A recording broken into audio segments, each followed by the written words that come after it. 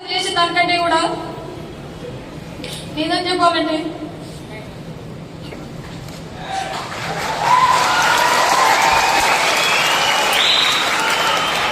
మేము ఎక్కడున్నామో కానీ బయట వాళ్ళు అడిగే ప్రశ్నలకి వాళ్ళకి ఏం సమాధానం చెప్పాలో అర్థం కాక నేను ఒక్కదాన్ని నైట్ పడుకున్న తర్వాత ఎన్నిసార్లు ఏడ్చానో నాకే తెలుసు.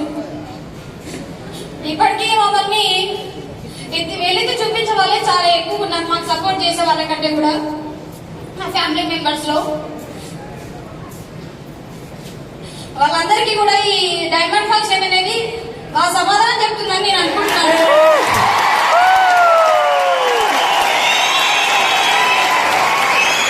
మేము ఈ షేక్ షాప్ చేస్తున్నామని కూడా కొన్నిసార్లు మమ్మల్ని ఫంక్షన్ కి ఎవరు వేరే వేరే ఫంక్షన్లకు పిలిచేవారు కాదు, మమ్మల్ని పూర్తిగా సపరేట్ పెట్టేశారు. ఏదో చేయకునే పని చేస్తున్నట్టు మమ్మల్ని పూర్తిగా సపరేట్ పెట్టేశారు. కొన్నిసార్లు పిలిచేవారు కాదు, వీళ్ళు పూర్తిగా సపరేట్ అయ్యారు మన ఫ్యామిలీ నుంచి అని. అలాంటివి ఎన్నో సిచ్యువేషన్లు మనసులో ఉన్నాయి నాకు. వాళ్ళందరికీ కూడా ఈ డైమండ్ ఫంక్షన్ ద్వారా సమాధానం చెప్పాలని నేను అనుకున్నాను.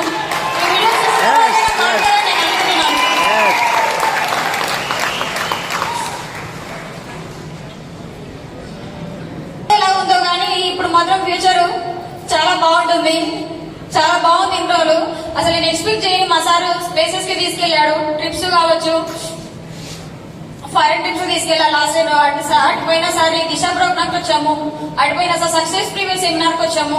సక్సెస్ ప్రీవియస్ సెమినార్ లో మోస్ట్లీ అక్కడ నాకు మైండ్ లో పడింది అనమాట. అంతకుముందు నేను కూడా మా వాళ్ళు అన్నప్పుడల్లా నేను కూడా ఏం చేస్తావులే షేక్ షాప్ వద్దు అని చెప్పేసి నేనే నెగిటివ్ చేసేదాన్ని మా సార్ని. అయినా కూడా మా సార్ నా మాట వినేవాడు కాదు, ఎందుకంటే మా సార్కి తెలుసు.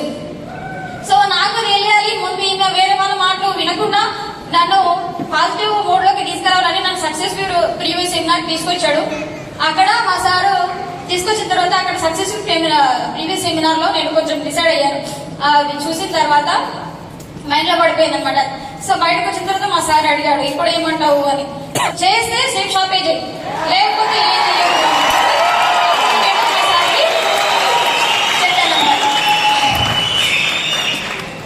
అప్పుడు అర్థమైంది. ఆ తర్వాత దిశ ప్రోగ్రామ్ వచ్చిన తర్వాత పూర్తిగా నా మైండ్ సెట్ అనేది చేంజ్ అయిపోయింది. అంతకుముందు వేరే చెప్పినా కూడా ఆ టైంలో నెగిటివ్ అయ్యేదని.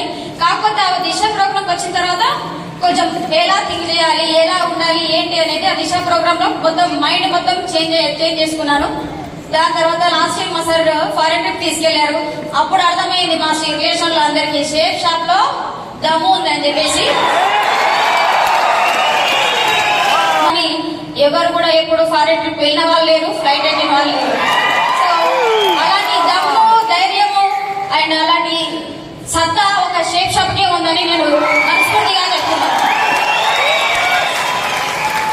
లాస్ట్ ఇయర్ స్విట్జర్లాండ్ వెళ్ళినప్పుడు అయితే ఆ మూమెంట్ ని గుర్తు చేసుకుంటే కళ్ళ ముందు అసలు ఉంటది స్విట్జర్లాండ్.